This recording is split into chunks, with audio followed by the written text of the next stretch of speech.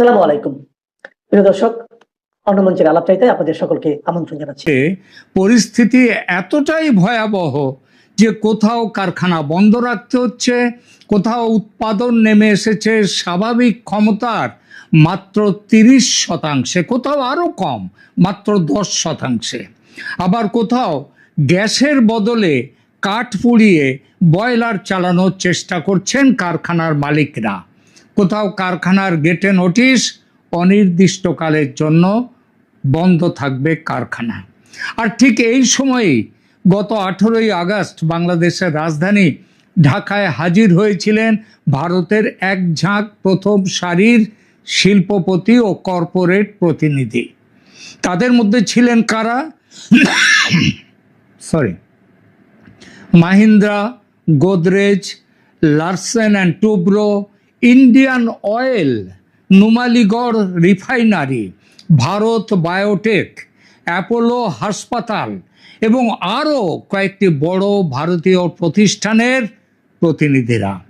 স্বাভাবিকভাবেই প্রশ্ন উঠছে, বাংলাদেশের শিল্প যখন গ্যাসের অভাবে ধুঁকছে তখন ভারতীয় শিল্পপতিরা হঠাৎ কেন ঢাকায়?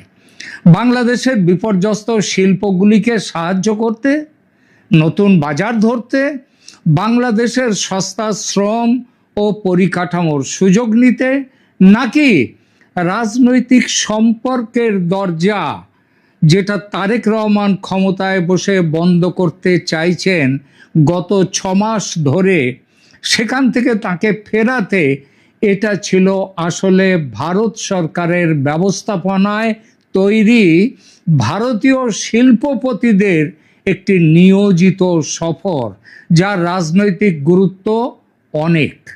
সময়টা খেয়াল করুন, 18ই আগস্ট ছিল তারেক রহমানের ভারত সফর নিয়ে যখন আলোচনা প্রবল হয়ে উঠেছিল এবং পজিটিভ আলোচনা। এটা সেই সময়ের কথা। সেই আবহে শিল্পপতিদের ঢাকা সফর দিয়ে ভারত সরকার বার্তা দিতে চেয়েছিল, আমরা বন্ধু বন্ধু ভেবে হাত ধরো, জান কবুল তোমার জন্যে। সে হাত ধরেনি ঢাকা, আর তার পরিণাম আজ অন্ধকারে ডুবছে বাংলাদেশ। প্রথমেই বাংলাদেশের বিদ্যুৎ সংকটের কথা তো আপনারা জানেন, নতুন করে বলার কিছু নেই। আর ওই পরিসংখ্যানের কচকচিতে আমি যাচ্ছি না। আমার যেটা বক্তব্য সেটা হলো যে বাংলাদেশের এমনকি ঢাকা শহরে পর্যন্ত দিনে, বাংলাদেশের ঢাকা তো খুব কম, ন্যাচারালি রাজধানী, সেখানে বিদ্যুৎ কাটাতাটাগুলো কম হয়, কিন্তু তা সত্ত্বেও গ্রামে গঞ্জে এবং ঢাকা সেখানে গ্রামে গঞ্জে ছোট শহরে অনেক জায়গায় দিনে 15 থেকে 20 ঘন্টা পর্যন্ত বিদ্যুৎ কাটা চলছে। অর্থাৎ বিদ্যুৎবিহীন অন্ধকারে মানুষকে থাকতে হচ্ছে। বাংলাদেশের গ্যাস সংকটের প্রকৃত ছবিটা কি? বাংলাদেশের দৈনিক গ্যাসের চাহিদা, এখানে একটু আমাকে পরিসংখ্যান আনতেই হচ্ছে, যে গ্যাসের চাহিদা দৈনিক 380 থেকে 400 কোটি ঘনফুট কিউবিক ফিট। স্বাভাবিক অবস্থাতেও যখন কোনো প্রবলেম নেই বাংলাদেশের, তখনও সরবরাহ থাকে 260 কোটি ঘনফুটের কাছাকাছি। অর্থাৎ স্বাভাবিক অবস্থাতেও প্রতিদিনের স্বাভাবিক ঘাটতি প্রায় 120 থেকে 140 কোটি ঘনফুট, যা মোট চাহিদার প্রায় 1/3।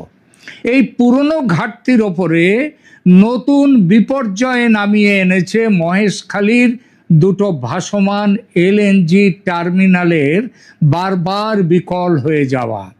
21শে জুলাই মার্কিন সংস্থা এক্সেলারেট এনার্জি পরিচালিত এলএনজি টার্মিনালে আগুন ধরে যায় এবং প্রযুক্তিগত গোলযোগ দেখা দেয়।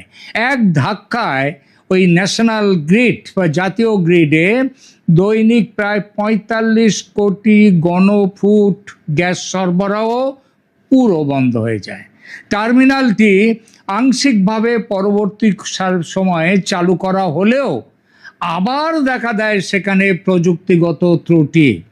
কখনো এলএনজি কার্গোর অভাব, কখনো যান্ত্রিক সমস্যা, আবার কখনো উত্তাল সমুদ্রের কারণে ট্যাঙ্কারকে টার্মিনালের সঙ্গে যুক্ত করা যায়নি।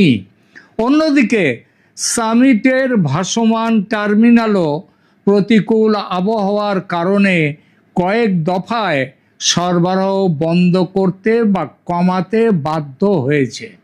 ফলে আগস্টের মাঝামাঝি সময়ে বাংলাদেশের জাতীয় গ্রিডে গ্যাস সরবরাহ এক পর্যায়ে দৈনিক মাত্র 173 থেকে 218 কোটি ঘনফুটের মধ্যে নেমে আসে, যেখানে চাহিদা হচ্ছে প্রায় 400 কোটি ঘনফুট। অর্থাৎ কোনো কোনো দিনে প্রয়োজনের অর্ধেক গ্যাসও পাওয়া যায়নি। 22শে আগস্ট এক্সেলারেটেড টার্মিনাল আবার আংশিকভাবে উৎপাদনে ফেরার পর সরবরাহ প্রায় 230 কোটি ঘনফুটে উঠেছে। মানে এখনো ঘাটতি প্রায় 200 কোটি ঘনফুট। অতএব পরিস্থিতির কিছুটা উন্নতি হয়েছে, এটাই বড় জোর বলা যায়। কিন্তু এটাও মনে রাখতে হবে, প্রায় 400 কোটি ঘনফুট চাহিদার তুলনায় 230 কোটি ঘনফুট সরবরাহ মানে এখনো প্রতিদিন 150 কোটি ঘনফুটের বেশি বিশাল ঘাটতি। সুতরাং টার্মিনাল আংশিক চালু হয়েছে মানে সংকট কেটে গেছে, এমনটা যারা ভাবছেন সম্পূর্ণ ভুল ভাবছেন। এবার দেখা যাক এই ঘাটতি শিল্পাঞ্চলে কি ধরনের পরিস্থিতি তৈরি করেছে। গাজীপুর বাংলাদেশের বৃহত্তম শিল্প কেন্দ্রগুলোর একটি। সেখানে দৈনিক প্রায় 55 কোটি ঘনফুট গ্যাসের প্রয়োজন হলেও পাওয়া যাচ্ছিল মাত্র 25 থেকে 30 কোটি ঘনফুট। অর্থাৎ ঘাটতি 45% বেশি, প্রায় অর্ধেকের মতো। গ্যাসের অভাবে গাজীপুরের প্রায় 17 থেকে 18% কারখানা, এটা সরকারি হিসেবে, কয়েকদিনের জন্য উৎপাদন বন্ধ ঘোষণা করতে বাধ্য হয়েছিল। হাজার হাজার শ্রমিককে সাময়িকভাবে বাড়ি পাঠিয়ে দেয়া হয়। নরসিংদীতে শতাধিক কারখানা কয়েকদিন বন্ধ থাকার খবর সংবাদপত্রে প্রকাশিত হয়েছে। অন্তত 50টি কারখানায় গ্যাসের বদলে কাঠ পুড়িয়ে কোনো রকমে বয়লার চালু রাখার চেষ্টা করছে। প্রতিটি কারখানাকে শুধু কাঠের জন্য দৈনিক 10,000 টাকার বেশি খরচ করতে হচ্ছে। এটা বেশি স্বাভাবিকের থেকে। প্রশ্ন হলো, একবিংশ শতাব্দীর একটি রপ্তানি নির্ভর শিল্প বাংলাদেশের অর্থনীতিতে কাঠ পুড়িয়ে বয়লার চালানো, এটা কি আদৌ কোনো সমাধান? এর উত্তর অবশ্যই কখনোই নয়। এটি আসলে উৎপাদন ব্যবস্থা সচল রাখার মরিয়া চেষ্টা। কারণ বয়লার বন্ধ হয়ে গেলে পোশাক শিল্পের তালা, সাইজিং, ডাইং, স্পিনিং, নিটিং, গোটা উৎপাদন শৃঙ্খল ভেঙে চুরমার হয়ে যাবে। আবার সেই বয়লার যখন ভবিষ্যতে গ্যাসের সাপ্লাই, সেটা স্বাভাবিক হলে বয়লার চালু করতে গেলেও আবার অনেক পরিশ্রম, অনেক খরচ। ঢাকার আশেপাশে নরসিংদী, নারায়ণগঞ্জ, গাজীপুর, সাভার, আশুলিয়া এবং ভালুকার মতো প্রধান শিল্পাঞ্চলে কোথাও কোথাও গ্যাসের চাপ 0 থেকে 2.5 PSI-তে নেমেছে। অথচ বড় শিল্পের বয়লার চালাতে প্রয়োজন 10 PSI বা তার বেশি প্রেসার, এটা সেই চাপ চাই। ফলে অনেক ডাইং, সাইজিং, স্পিনিং ও সিরামিক কারখানা তাদের স্বাভাবিক ক্ষমতার মাত্র 10 থেকে 20-25% কাজ করতে বাধ্য হচ্ছে। অবস্থানটা বুঝলেন? স্বাভাবিক ক্ষমতার মাত্র 10 থেকে 20-25% কাজ করতে বাধ্য হচ্ছে, মানে 75 থেকে 90% কাজ করতে পারছে না। এখানে একটা গুরুত্বপূর্ণ তথ্য পরিষ্কার করে নেওয়া দরকার যে Bangladesh garment manufacturers and exporters association জানিয়েছে গ্যাসের অভাবে সব পোশাক কারখানা যে বন্ধ হয়ে গেছে এটা ঠিক নয়। কিন্তু বেশ কিছু কারখানায় এবং বলা যায় বেশিরভাগ কারখানায় ঝাঁপ পড়েছে, অর্থাৎ প্রোডাকশন বন্ধ। যদিও অনেক কারখানা স্বাভাবিক ক্ষমতার অনেক কম উৎপাদন করতে বাধ্য হচ্ছে। মূল সমস্যা তৈরি হয়েছে উৎপাদনের প্রথম দিকের ধাপগুলোতে। সুতো তৈরি, কাপড় বোনা, ডাইং, ওয়াশিং এবং ফিনিশিংয়ে এই শিল্পগুলো গ্যাসের ওপর অত্যন্ত নির্ভরশীল এবং নির্ভরশীল কাঁচামালের ওপর, যার একটা বড় অংশ ভারত থেকে যায়। ভারত থেকে সেই যাওয়াটা নানা কারণে, যার মধ্যে একটা হচ্ছে ডলারের অভাব, আবার একটা হচ্ছে এই মুহূর্তে ভারত একটু হাতটাকে মুঠোটাকে শক্ত করেছে। এই প্রাথমিক কারখানাগুলো ঠিক সময়ে কাপড় সরবরাহ করতে না পারলে পোশাক সেলাইয়ের কারখানা আজ চালু আছে, হয়তো দুদিন পরে তার কাঁচামালের টান পড়তে পারে, আর তার জন্য কি হবে? কারখানা বন্ধ হয়ে যাবে। অর্থাৎ গ্যাস সংকটের সম্পূর্ণ অভিঘাত এখনো রপ্তানির পরিসংখ্যানে ধরা পড়েনি, কিন্তু উৎপাদন শৃঙ্খলের ভেতরে বিস্ফোরক পরিস্থিতি তৈরি হচ্ছে। জুলাই মাসে বাংলাদেশের মোট রপ্তানি ছিল প্রায় 472 কোটি ডলার, এটা জুন মাসের তুলনায় বেড়েছে। কিন্তু মনে রাখবেন, গত বছরের জুলাইয়ের তুলনায় এই রপ্তানি বাড়েনি, বরং কমেছে প্রায় 1%। পোশাক রপ্তানি হয়েছে প্রায় 389 কোটি ডলার, যেটা গত বছরের জুলাই মাসের তুলনায়, মানে 2025-এর জুলাইয়ের তুলনায় প্রায় 2% কম। আর 2024-এর জুলাইয়ের তুলনায়, তখন গোলমাল চলছিল বাংলাদেশে, তার তুলনায় এটা 5% কম। ওভেন পোশাকের রপ্তানি কমেছে প্রায় 3.16%, এবং নিটওয়্যার কমেছে প্রায় 1%-এর বেশি। এই পরিসংখ্যানকে এখনই ধস বা মহাধস বলা যাবে না, এটা ঠিক, কিন্তু বিপদটা তো অন্য জায়গায়। বিদেশি ক্রেতার কাছে পোশাকের দাম একমাত্র বিবেচ্য নয়, নির্ধারিত দিনে পণ্য পৌঁছে দেয়া বেশি গুরুত্বপূর্ণ। গ্যাসের অভাবে উৎপাদন বিলম্বিত হচ্ছে, কারখানাকে অনেক বেশি খরচ করতে হচ্ছে, এবং সময় না থাকায় বিমানে পণ্য পাঠাতে হচ্ছে। কখনো কখনো জরিমানা পর্যন্ত দিতে হচ্ছে পোশাক কারখানাগুলোকে। কখনো অর্ডার বাতিল হয়ে যাচ্ছে, আর বারবার এমন হলে আন্তর্জাতিক ক্রেতা চলে যাবে অন্য জায়গায়, ভারতে, ভিয়েতনামে, কম্বোডিয়া, ইন্দোনেশিয়া, তাদের দিকে। একবার অর্ডার যদি অন্য দেশে চলে যায়, তা ফিরিয়ে আনা খুব খুব কঠিন। আর এখানেই আসে কর্মসংস্থানের প্রশ্ন।